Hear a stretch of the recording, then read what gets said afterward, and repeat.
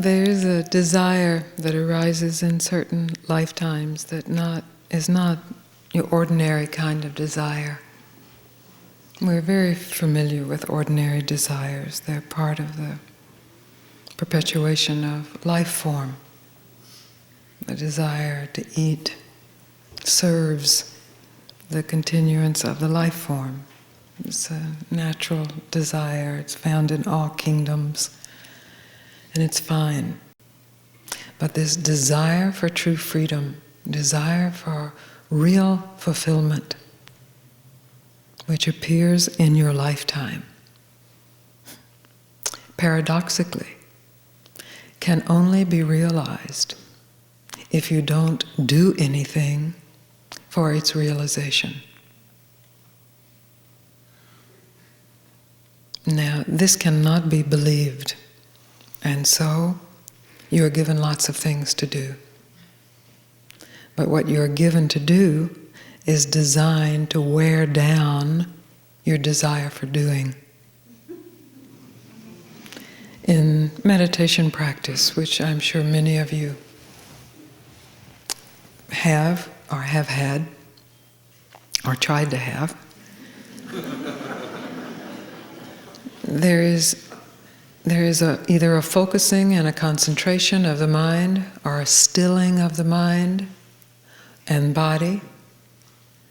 And what that points to, eventually, is that when the mind's activity is at rest, there is fulfillment, there is peace. There are meditations where you do prostrations, where you do service, and all of those meditations are designed to still the mind so that it is not obsessing on what object is needed to reveal this true fulfillment, to reveal the resolution of the longing for truth. When I met my teacher, I had attempted many forms of meditation. Obviously not successfully, or I wouldn't have still had the desire. I had had moments of beauty, moments of transcendence, moments of true knowing, and yet the underlying longing, the underlying sense of, how do I get it? How do I keep it? I've got to find a way. I've got to find out how. Was still operating. So I prayed for a teacher, and I met my teacher. And my teacher told me to stop, just as I've mentioned in here the past 2 nights. He extended to me an invitation, which I am happy to extend again to you. This moment, stop right where you are. Stop all effort to get whatever it is you think will give you fulfillment. Whatever it is you think will give you truth. All that is required is one instant of truly stopping.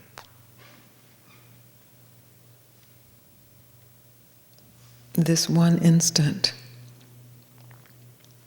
is elusive to most people, because in approaching the instant of stopping, there usually arises an enormous welling of fear. If I stop, if I really stop, there is the fear that I will slide back, that I will lose the ground that I have gained through my efforts, through my practices. Even though I'm still not fully satisfied, I'm more satisfied. It's a better life. My mind is calmer. My circumstances are better. And I might lose all of that. That's the risk. Sooner or later, all will be lost anyway. That's the truth. That's the truth. That's reality. This whole lifetime will be lost. All the accumulations of this lifetime will be lost. If you have faith in other lifetimes, then this lifetime is a hope that the next lifetime you will stop.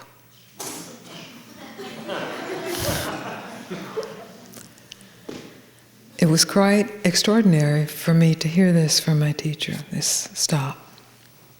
I was certain that he was going to give me some secret knowledge. Well, it is secret knowledge, but it's only secret because it's so obvious. It is not esoteric. I was certain that he would whisper some magical formula in my ear, and he did. He said, "Stop. Stop."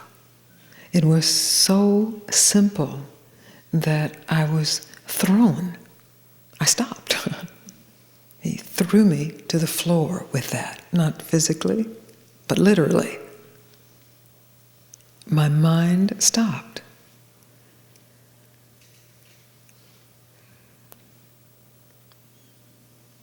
And there is fulfillment. And more. More than can ever be imagined. What we imagine as fulfillment has to do with lack of pain or more pleasure, lack of conflict or more peace, more acknowledgement, more love. This is all what can be imagined. But true fulfillment cannot be imagined. It can only be realized. I speak to very many people, well, very many more people than I ever dreamed I would be speaking to, all over the world. The excuses are the same all over the world. I speak to people in prison. The excuses are the same. And when the excuses are dropped, when the justification stops, when there is a willingness to let go for one instant everything that one has learned about what one needs to do to get fulfillment, there is fulfillment. I have been with men in Folsom Prison who are doing life in prison, and I watch them weep in the fulfillment of their own heart. Big, burly, bad-looking men.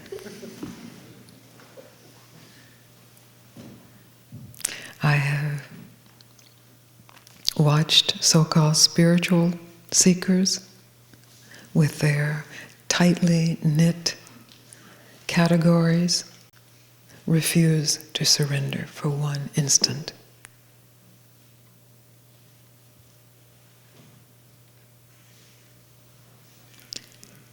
I don't know which category you're in, prisoner or spiritual seeker.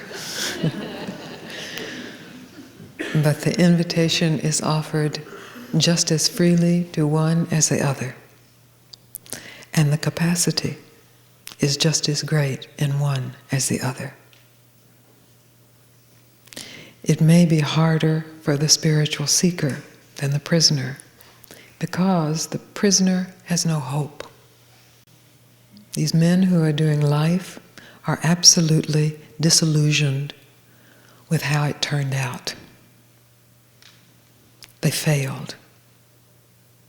It didn't work. All their grandiose ideas, all their schemes didn't work. And they know it, the ones who are mature enough to face it. They know it. And in that knowingness, there is a ripeness. There is a willingness to bear the horror that goes with the disillusionment. And in that bearing of the horror of the disillusionment, there is an opening. what is real? Who am I? What is life? What is free this moment?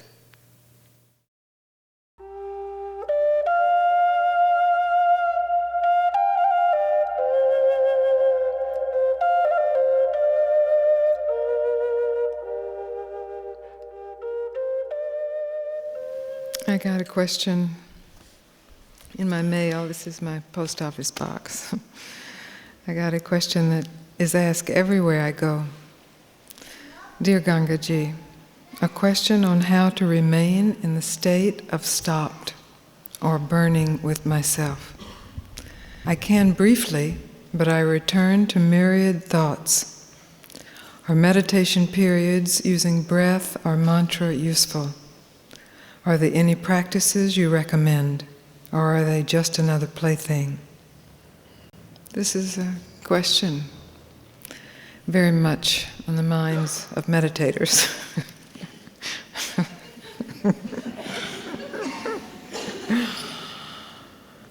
I'm never quite sure what someone means when they say meditation practice.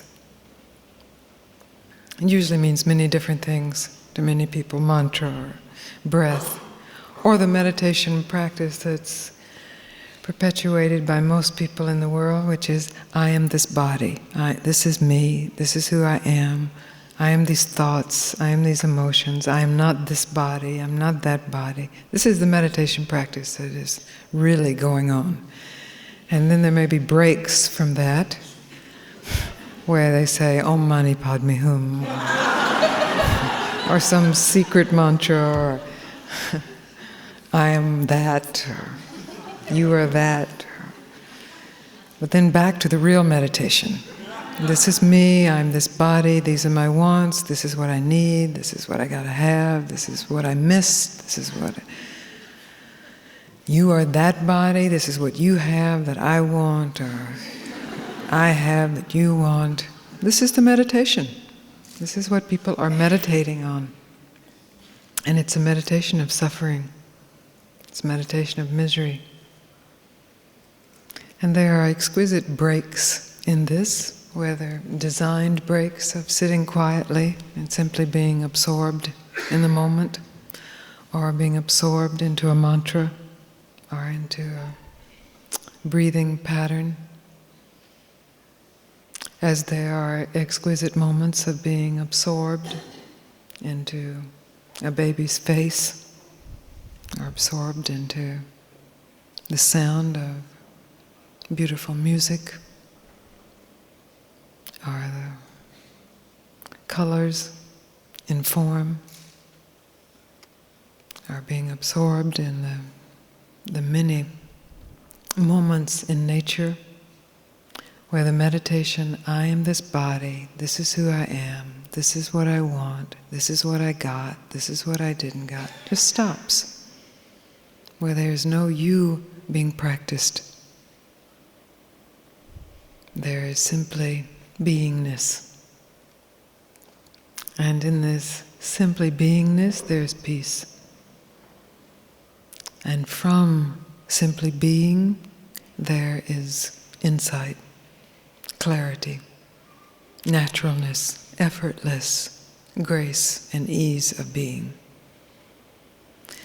But we believe very strongly in our meditation, and these are usually just brief moments until the meditation can be picked up again. I am this body, this is who I am. You are that body, that's who you are.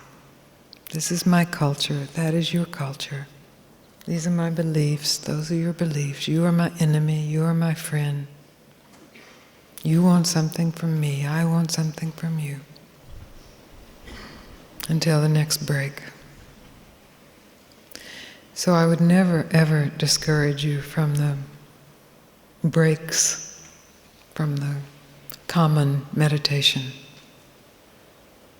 Whether you find these breaks in what you call meditating, or dancing, or listening to music, or being in nature, or lying in your hammock.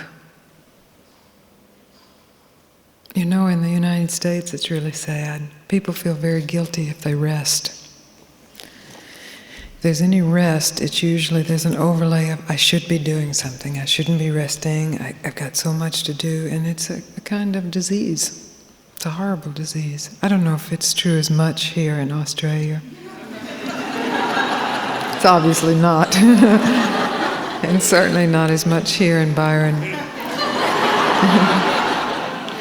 But there's some element of it. There's some element of it.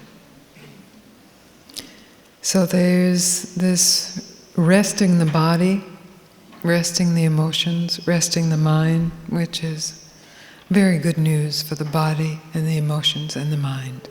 However that rest is found, it's legitimate. It's legitimate rest. Then there's the issue of discovering the truth of who you are. So the way that this particular question this time was asked is how to remain in the state of stopped. But stopped is not a state.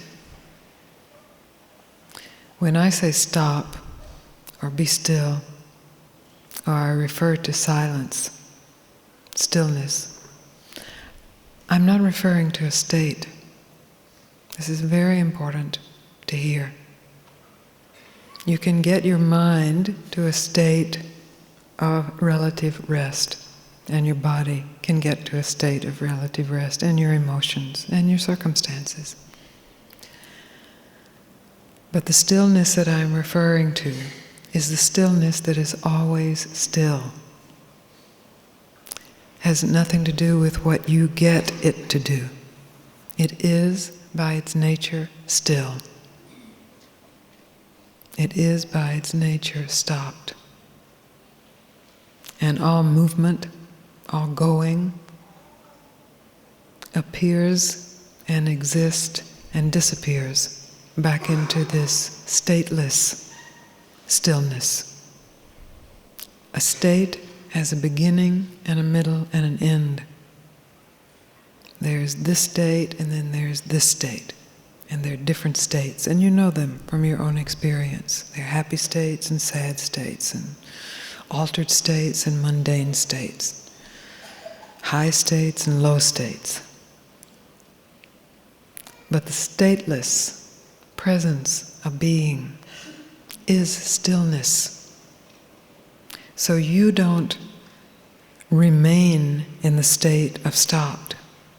Who you are is this stillness. You are already this stillness. Your mind may be active with thoughts about activity or thoughts about trying to stop. But that's all occurring in the statelessness of the presence of being, which is stillness. So if you can just, for our time together, in honoring investigation, get it out of your mind that stillness is something you do, or can do, or succeed at doing, or fail at doing, or try to do. And you recognize that those impulses to try to do stillness are coming from the activity of the mind that is appearing in stillness. And that stillness is not a dead, blank stillness. It is consciousness. It is awareness itself. So the thought, I have to really get still. Why can't I get still? I'm trying to get still, is being observed by, heard by, experienced by stillness itself. The stillness is already present. The awareness of all activity, all success, all failure, all comings and going is already still. And you are that awareness. That is who you are. You think yourself to be a thought. You follow this? You think yourself to be a thought. And then, because you think yourself to be a thought, you think you have lost stillness. And so you think another thought of how to recover what has been lost. And then another thought about your success or failure in that recovery. And then another thought about how great or how horrible you are because you succeeded or you failed. You must recognize this. All the while, there is this simple, vast, boundless stillness that is aware of the whole play, untouched by the whole play, experiencing the whole play, experiencing the suffering of the play, profoundly experiencing the suffering of the play, and never suffering. And all that separates you from recognizing yourself as this, not from getting this, or keeping this, or holding this, but recognizing yourself as this that is eternally still, is following some thought that says you are not, or following some thought that says you are. This is a hard one because we are trained from the time we're young that if we want to get something, achieve something, reach the goal, that we learn what the steps are. And we do it. And we learn if we fail, how we failed, so we cannot do it that way and we'll do it another way. And this works for any number of things beautifully. The mind is a great learning tool. It's exquisite. It's beautiful. But inspiration, self-realization, creativity comes from the source of the mind directly. It does not come from figuring out or trying or doing. It comes from surrendering to the source, surrendering the mind's work to the source.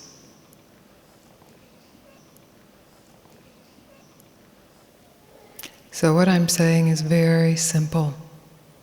And here, as I've said it, it's already way too complicated the way it has come out. So I'll start over.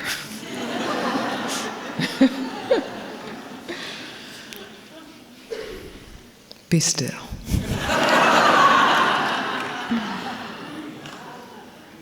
That means be who you are. It doesn't mean to get something. It doesn't mean to do something. It means be who you are. You're already that. And somewhere, deep in yourself, you know it. Let that is deep in yourself, that knows it directly, emerge. It's time. You wouldn't be here if it weren't time. It's not time for everybody, but it's time for you. Especially the ones I see that are here for the second and third night. It's time.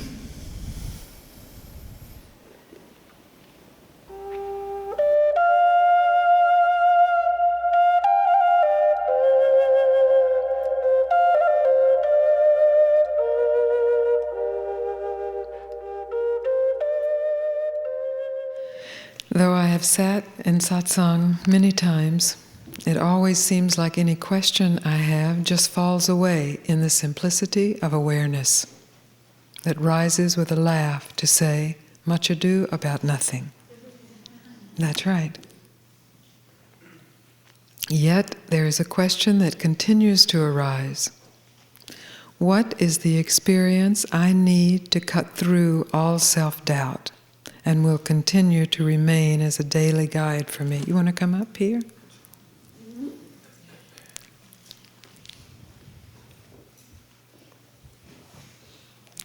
Now let me read this again to be sure I've got this. What is the experience I need to cut through all self-doubt? That's what you're basically saying. And the experience that will continue to remain as a daily guide for me. The experience, very simply, is to recognize that this me is non-existent.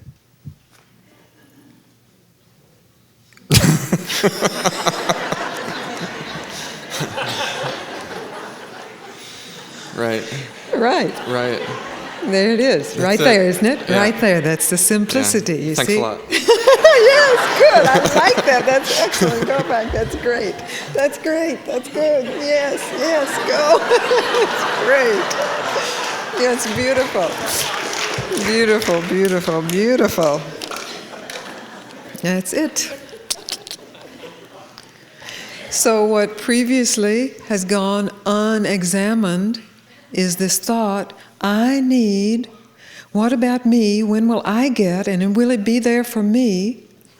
Then this just simply, basically what we're saying is, who? Oh, well, there's no problem. There's a problem attached to this thought, I need. So I'm not suggesting that that thought be suppressed or bested by another thought. No, you don't exist. Back, don't think. That doesn't work. But the true innocent examination, who needs? Who are you? Reveals a non-existence of who you thought yourself to be. And with that, in an instant, the whole drama that has been revolving and supporting and infusing that thought. Of course, we're quite attached to our dramas. I mean, they've been around so long. And some parts of the drama are quite thrilling. So what we'd like is to just get rid of the parts that aren't so thrilling and just keep the good, happy, oceanic, thrilling parts. But this is where the limits of the power of thought, the limits of mind, the limits of who you think you are, can be seen in an instant. And in that seeing, there's a choice. It's an instantaneous choice for the mind to surrender to silence. In an instant, there is no me. But what there is was a laugh, joy, release from me-ism, from the God me. Of course, this has huge power, this momentum of me, the thought of me, the practice of that thought. It is a religion. It's a religion that has not been called a religion, and that's how it's gained so much power, because we can be very sophisticated about religions, but we're very primitive about this religion of me. So primitive we don't even know we're practicing a religion. But we begin the practice every morning.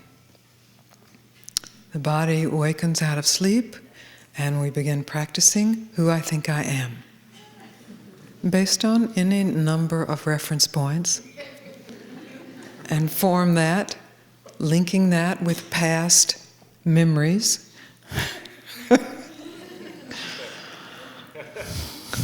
Yes, please, don't suppress the laughter. It's quite cleansing. If this can be recognized, I am practicing this primitive, tyrannical religion, me.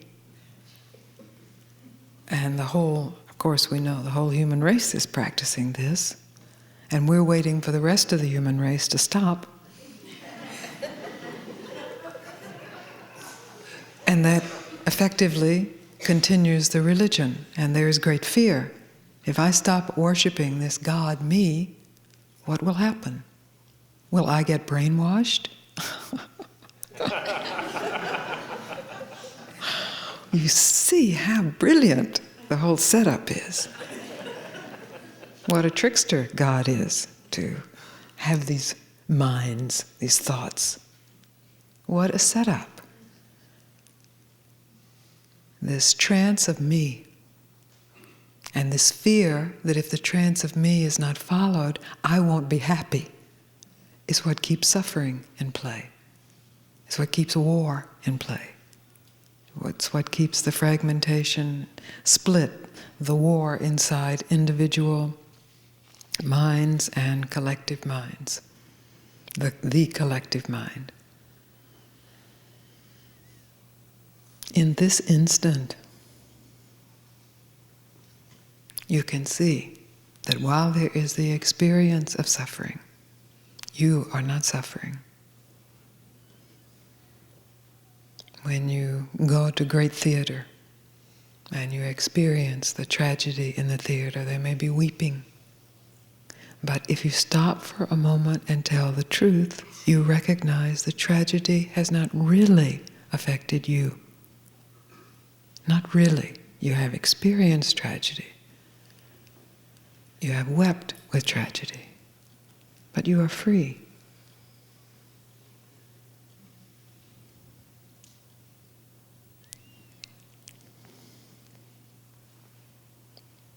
So the momentum of the religion is strong, it's huge.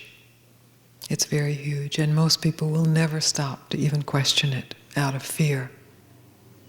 But you are questioning it, or you wouldn't be here. You may not know you're questioning it, but we attracted each other. I was sent to you by my teacher to inform you that you are already free. You are already at peace. You are already what you are seeking. And you are not who you think you are. So stop and see for yourself. Then our time together is used to deepen that, to encourage one another, to be a true Sangha, support for one another, both with our exposure of our identification with mind and our exposure of the simplicity and the release of telling the truth.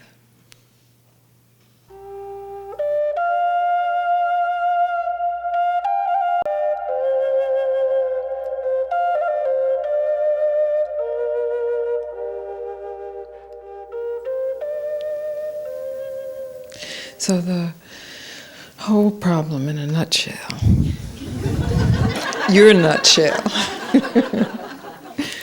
is trying too hard. There's a difference in earnestness and trying too hard. An essential difference. Difference in resolve, 100% resolve, and trying too hard. When you are trying too hard, everything is knotted up. And you have this goal that you're going for. You may have beautiful intention and sublime, divine resolve, but it's being met with energy, with the energy of tension and going to get something. And why haven't I gotten it? So that really what I'm saying to you over and over and over, and especially right now, is stop trying so hard. You know, that's very simple, but you don't believe me, right? You don't believe me. She doesn't really mean that. She means I'm not trying hard enough. So I'll have to try harder to not try so hard. Because it's unbelievable. It's unbelievable that everything that you have been practicing for, searching for, yearning for, is right here. Even if you have glimpsed it and touched it, you believe that was a fluke and it just happened and you got to get busy doing something to be worthy of it or to get it back or to get it to stay. So, I'm going to say it again. Just stop. Just don't do anything. And the impulse to move arises in the mind, to even remember this that I'm saying, to even understand what I'm saying. Just recognize it, let it go. You don't even need that.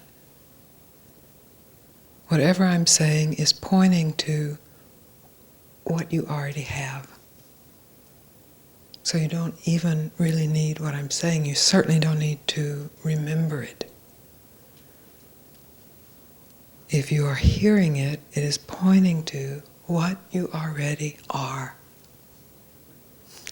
And all the effort to try to escape, or to try to get something, or to try to be something, that's all that blocks you from realizing who you are. That's all. Honestly. The only way you will know this with certainty is to see for yourself. And the only way you can see for yourself is to stop trying to do whatever it is you think will give you that vision. You understand the dilemma here? Or it's not such a dilemma, when it's exposed.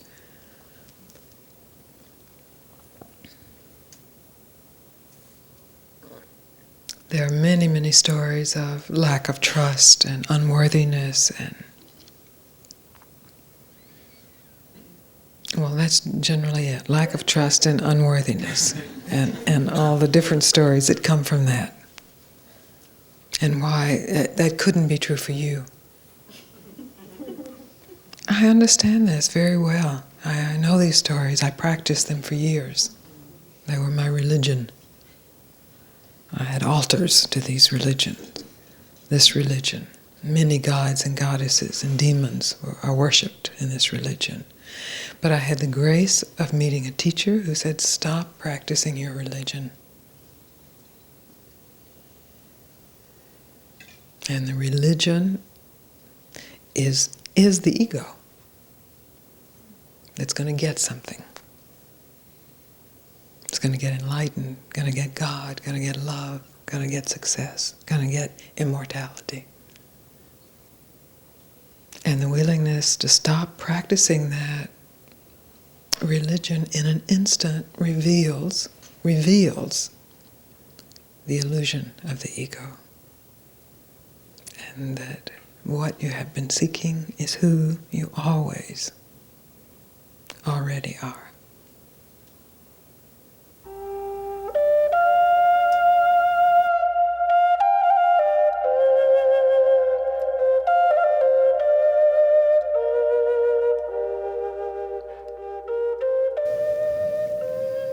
So much fear and sorrow and anger still surrounds me when I'm not in my silence. And it doesn't stay with me when I'm not sitting with my eyes closed. So right now it's here? Not so much, because I'm holding your hand. But just when I'm out in the world and... I'll tell you, it's very simple what you have done. You have made sitting in your silence a thing, a form, so that it has maybe something to do with a meditation posture or a room or, as you said, closing your eyes. That is not sitting in silence. Silence is there.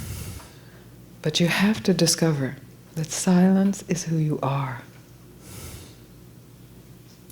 Silence is who you are. I remember going to the marketplace with Papaji, and in India the marketplace is really something. Everything is there. It smells horrible. People are yelling. There's beauty there too, of course. There are beautiful colors, but noisy and loud, and I was irritated. Why aren't we in this beautiful little blue room with him sitting in silence? And he caught my eye one of the times, and I just realized, I thought silence was back there, where there was no noise. Silence is always here. So let's don't call it silence, because it has some of the schoolroom connotation to it. Stillness. Stillness of being is always here. And your meditation practice can be very useful for first noticing stillness of being. But if you then link up stillness of being with doing something, then stillness of being in your mind is an effect of another cause. And it's just the reverse. Stillness of being is the cause of everything. And so you have to discover that everywhere. Everywhere. And your challenges, as you say, the grief, the anger, the onslaught of the world, is in that moment to ask yourself, has stillness gone anywhere? Rather than getting into a big discussion of how you need to be back in your room, or you need to get away from this, or why is this coming after me, and what have I done, and why can't I keep it? You understand? It's very simple. You really ask yourself, has stillness of being left? You just check it out. That's what a reality check really is. You check it out. And this is what is overlooked the most. There's already this assumption that it has gone, and then based on that assumption are all these strategies of mind appearing of how to recover it. Or I need to sit longer so that it'll last longer. Or I shouldn't be here, this shouldn't be happening. But all of that's based on a false assumption. The false assumption is that you are not the stillness. Who you are is the stillness of being. Or if that's too conceptual, who God is the stillness of being. And if that's too hierarchical, what is finally in the core of every experience, every place, every circumstance, every body, every emotion, every thought, is stillness of being. There are times when I am in consciousness in the midst of the onslaught, and other times where all of a sudden I'll come back to it and realize I was gone completely. I mean, I was... You mean, when you say I am in consciousness, what do you mean? Witnessing, instead of being caught up in it. I'm not speaking about witnessing. I'm speaking of what the witnessing is occurring in. It's closer than witnessing, because it's present in witnessing, and it's present when witnessing is out the window. You know this, you see. I guess the tension is created when I want to witness and I realize I wasn't, but yes. I wanted to be. And so in the midst of witnessing, realizing I'm not witnessing, wanting to witness, in each one of those states, those are mind states, at the core of each one, in the awareness of each one, there is silent, still beingness. And I see it in your eyes that you know that. What we refuse to recognize, since it's been here all along, it's discarded.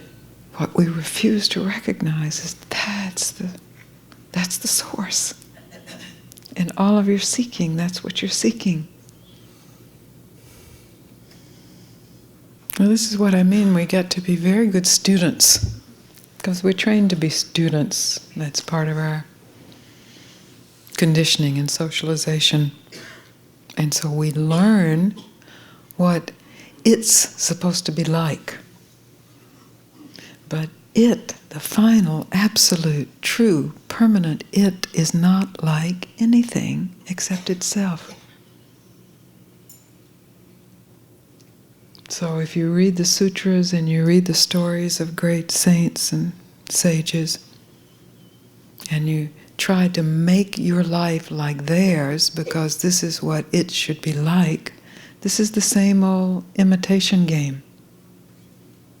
And in the activity of imitating, there's the overlooking of the authenticity that's already present at the core of your being, already awake, already at peace, already still, already free. And in that instant, you know it has never been otherwise. It's been here all along.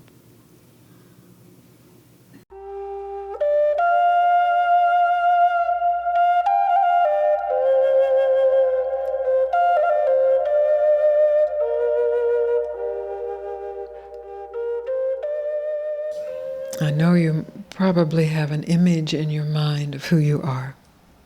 some image that's been learned by looking in a reflecting glass every day of your life and saying, that's who I am. And this is my name. And this is what I want to happen today. And this is what I'm afraid won't happen today. And this is what I wish hadn't happened yesterday. This is the practice that most people go through every day. This is the religion. You know, we talk about our religions and our spiritual practice, but this is the real practice. And because it's so widespread, it goes overlooked. It's not thought of as a practice. It's thought of as reality.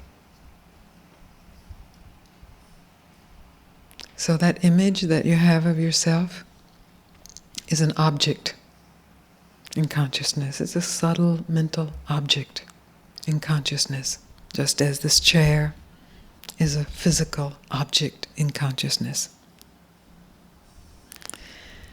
You are not an object. You are the awareness of all objects. You have always been here as awareness. The objects that appear in awareness come and go. In the practice, in their worship, in the identification of yourself as an object, you experience suffering. Great pleasure, pain, and suffering. There is the absolute certainty that you can recognize yourself as non-objective reality. Absolute certainty because you are already that. And because it's nothing you have to learn, nothing you have to rely on the mind to deliver. You have always been that, regardless of how the objects have changed, have come and gone. You as awareness has been present through it all.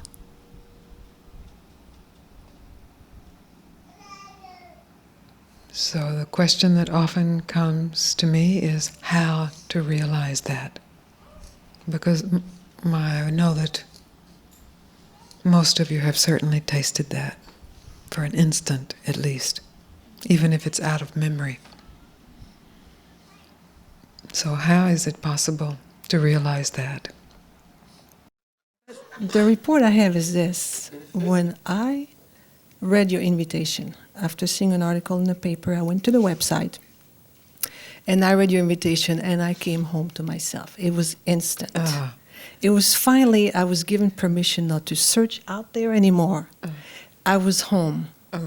And that's what happened for me. And this is such great news. Yes. Instant, that's the truth. Yes, it was there. No more questioning. And I was trying harder probably than most everybody in this room. For years and years. I'm Swiss, so it just comes with it comes with the territory. It comes with the territory. And it was just, I had heard it before in different ways from different teachers, but you said it in such a simple way that it was just like home. It was coming home. This is such good news. Yes. But the other thing I wanted to say about practice, you know, when we have those disciplined practice that we have to do, it's almost drudgery. But there's another form that I have found. As it calls me to do it, I go in to that place. Like self-inquiry in a way. And I found the deepest well of peace. And in whatever the weather out there, I can deal with it. This is understanding the sanctuary of oneself and really what the point of practice is. Yes. But that point has been so corrupted that I have to spend a lot of time talking against practice. But let's forget the word practice. If we don't call it practice, we call it just stopping for a moment and retreating into the sanctuary of peace that is oneself. Yes, this of course is natural and beautiful, and honoring the truth of yourself, the truth that is home, recognizing, oh, whatever is going on, home, And then it's not a practice, it's alive. It's now. It's not practicing so that. It's here. Yes, then meditation, chanting, prayer, singing, sitting, dancing, living is in honor of that. Yes. Oh, I'm very happy you speak this so clearly. And what good news, so instantaneous. That's the truth. Yes. So I'm here to say thank you for this. Oh, I'm very happy to Yes. say you're welcome. It's a beautiful invitation. Yes, and the proof of acceptance. Good, good. Yes, my repeating question to you is always, will you accept the invitation? Will you accept the invitation? And here you said, yes, I accepted it instantaneously. I heard it, I accepted it. Papaji would talk about people like this as camphor. You know, they catch fire and they burn, no ash left. And then there are people, you know, like paper. Catches fire and burns pretty quickly. A little bit of ash left. And then, you know, there's wood.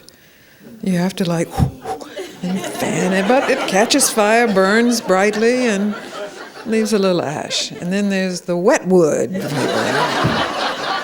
That's where the repeating question comes in. But catches fire, finally. Then there are the stone people.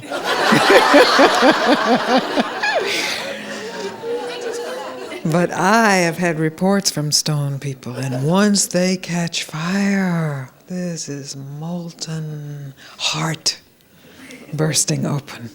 This is the center of the earth. So, however you think yourself to be, you are subject to burning. Just jump in. Stop keeping yourself cool.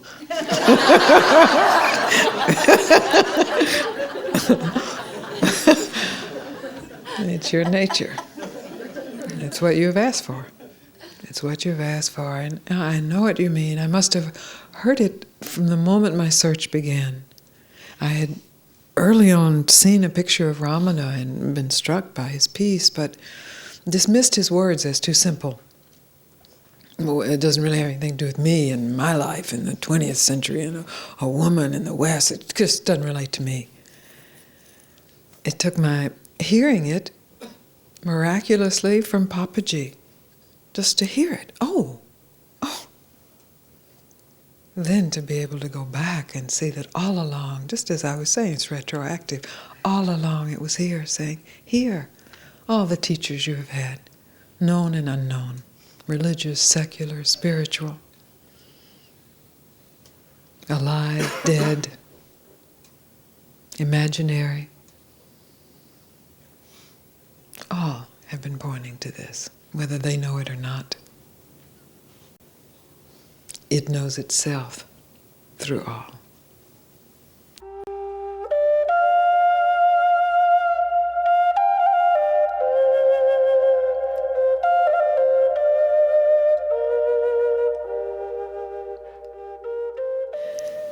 It's a beautiful paradox that in order to realize the truth of who you are, you have to stop trying to escape yourself. And to even realize that you're trying to escape yourself, you have to tell the truth about who you think you are. Not who you're supposed to think you are, or what your self-esteem course taught you to affirm that you are, but really who you think you are. And I can guarantee you that even if who you think you are is very grandiose, it's limited. And that limitation is painful. Mostly people who come to spiritual meetings don't have grandiose views of themselves. They would like to. That's what they think they're going to get in the spiritual meeting, is trade in the old worn-out model and get a new, grand model. And even that happens somewhat, but in investigation you will see that even the new grand models are limited, and that limitation is painful. Rather than then immediately trying to get a newer and better model, or a different model, or a altogether different type of identification. It's possible to not escape the pain of that limitation, to not escape yourself. Most of the activities that we have are about escape. When I met my teacher, I had gathered together many strategies for escape into samadhi, or escape into understanding, or escape into a sort of hodgepodge of a little of my Christian upbringing, a little of what I'd experienced of the Sufis, a little of the Buddhist, and just this big mix so I could feel, and the goddess, don't forget the goddess, and mix it up, feel it, and I could speak about immortal presence, and I could speak of that which always lives. I could know the words, and there was comfort in the words, as there is comfort in reading a nursery rhyme or a story for children. I met my teacher, Papaji, and I went to him with great expectation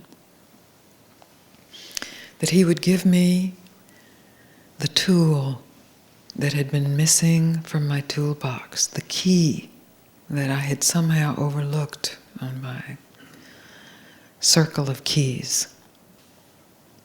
He said to me, and he said it several times so that I would be sure and understand he meant exactly what he was saying, but not what I thought he was saying. You follow that? So I will say it to you several times. Throw away your toolbox, at least for this hour. Throw away all of your keys. Throw away every technique, every strategy. Be still. Ask yourself who you are really. So when I heard this, I was both excited and frightened. And so I thought I would keep a few of my strategies, like, I'm frightened, so I'll breathe deeply, give good belly breath. And he says, stop.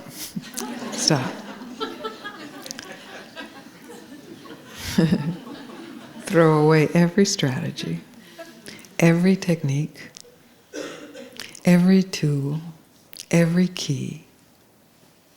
Just be here and receive what is offered.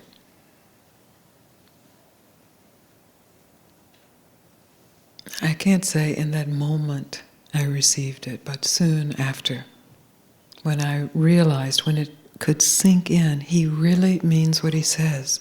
He is not teaching me a new mantra or a new practice or a new set of beliefs or a liturgy or a catechism or a cosmology or the way things are and what it means and what will happen and why it came about. All of that he was asking me to release from my field of consciousness, from my mind. Not that any of it was wrong, just that there was a reliance on it, on this hodgepodge that I had created. A reliance on me to give me what I was seeking, and none of it could. None of it can, ever. All of it, all of the holiest scriptures and texts and practices and techniques come from that truth and point to that truth. But there is a moment where there is a leap back into oneself. And that leap always only happens right now. And it always only happens when you are naked of everything but yourself. When you are innocent of what you have learned about who you are and what you need and who you can become and what you have to do to become that.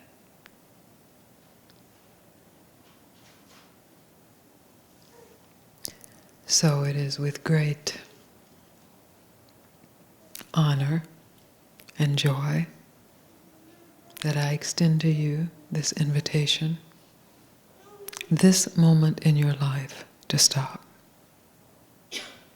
to retreat from everything you have ever learned, ever, worldly or spiritually, everything you have ever attained, worldly or spiritually, psychically, every power you have ever developed, to take 1 second and retreat from it all. And in that, to tell the truth of who you are.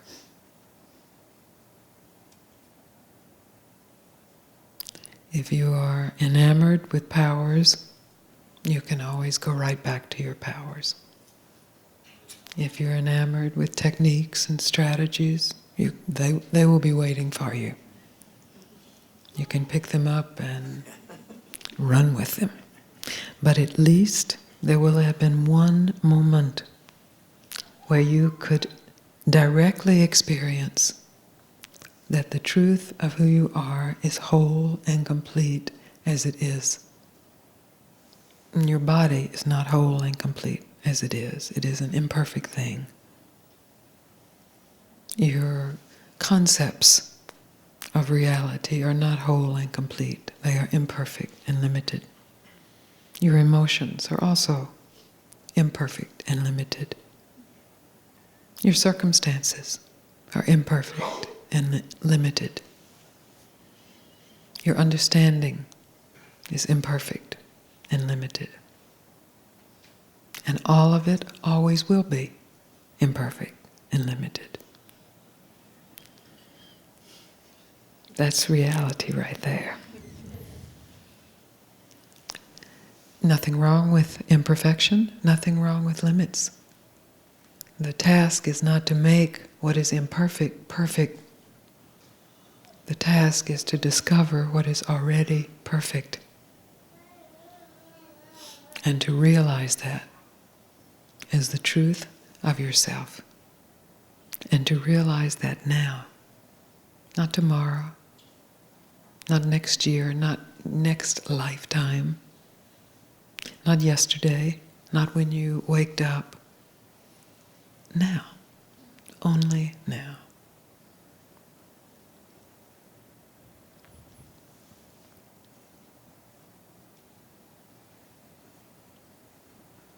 When you stop, you attend to what has never moved.